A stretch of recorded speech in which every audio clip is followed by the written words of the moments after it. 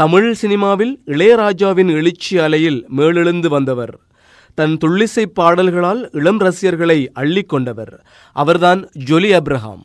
வணக்கம். வணக்கம். வணக்கம். மலையாள சினிமாவில் பிரபலமான பாடல்களை பாடிக்கொண்டிருந்த நீங்கள் தமிழ் சினிமாவுக்குள் பாடிய பாடல்கள் பற்றி கூறுங்களேன். நான் 1976 ஆண்டுதான் முதலாக நான் தமிழ் சினிமாவுக்கு பாடினது. அது மெல்லிசை மன்னர் என்ன கிருஷ்ணன் அவருடைய இசையில் தான் நான் முதலாக பாடினது. அது உங்களுக்கு தெரியும், இந்த வணக்கத்துக்குரிய காதலி என்ற அடியேனை பாரம்மா பிரிவாத மியனம்மா முதலாக நான் பாடிதான் இந்த தமிழ் சினிமா உலகத்துக்கு வந்தேன். அதற்கு பிறகு ஐ திங்க் இந்த ஒரு நடிகை பார்க்கும் நாடகம் அந்த மாதிரி நிறைய பாடல்கள் பாடியிருக்கேன். ஒரு தலை ராகம் படத்தில் இடம்பெற்ற உங்களுடைய மன்மதன் ரட்சிக்கணும் பாடல் கூட அக்காலத்தில் சிறந்த பாடலாக விளங்கியது. மன்மதன் ரட்சிக்கணும் இந்த மங்கைய காலைகளே மங்கைய மயக்கும் மந்திர பூஜை என்னென்ன சொல்லடா இளம் பெண்களை வெல்லடா அந்த பாடல். தமிழ் சினிமா வீட்டு லலிதா. நான் இப்போ என்னுடைய டெஸ்டிமனி சொன்ன இப்படிதான் இருக்கும். 1975 ஆண்டு முதலாக நான் சென்னைக்கு வந்து முதல்வராக பாடினது மலையாள திரைப்படத்திற்காக தான். அதன் பிறகு 1 இயர் கழிச்சு 1 இயருக்கு அப்புறம் தமிழ் பாடல் 76ல இந்த பாடல்.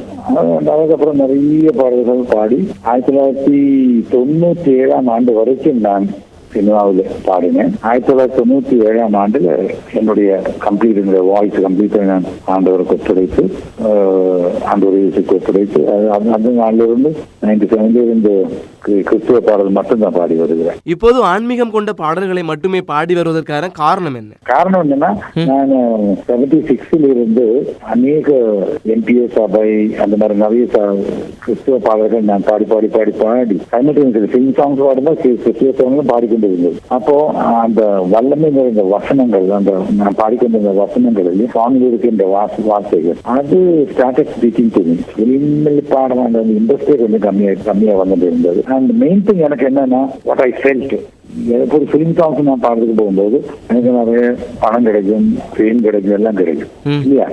பட் ஆனா எனக்கு இன்னமும் ஒரு டிசாட்டிஸ்பாக்சன், ஒரு சமாதான குறைவு இருந்தது. ஆனா கிறிஸ்துவ பாடல் பாடும்போது எனக்கு அப்படி இல்லை, பணம் கம்மியா கிடைச்ச ரொம்ப சந்தோஷம் இருந்தது.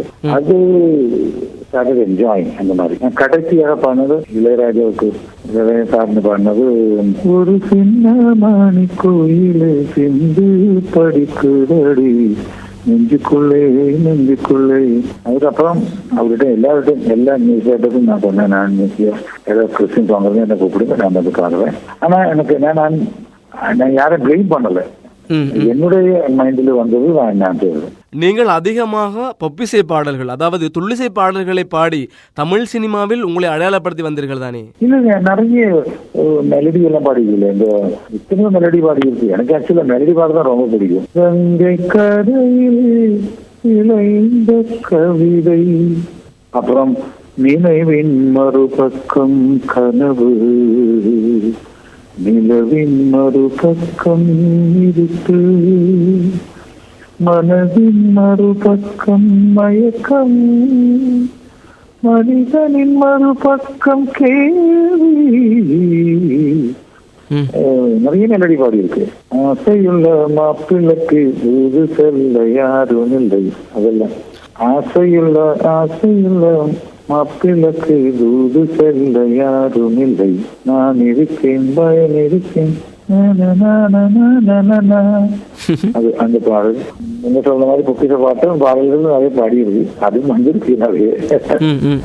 தமிழ் சினிமாவில் அன்று ஜொலியான பாடல்களை பாடியவர் ஜொலி அப்ரஹாம். இன்று இறைபணிக்காக துதிப்பாடல்களை மட்டுமே பாடுவது அவர் மன அமைதிக்கான மனம் திரும்புதலை காட்டுகிறது.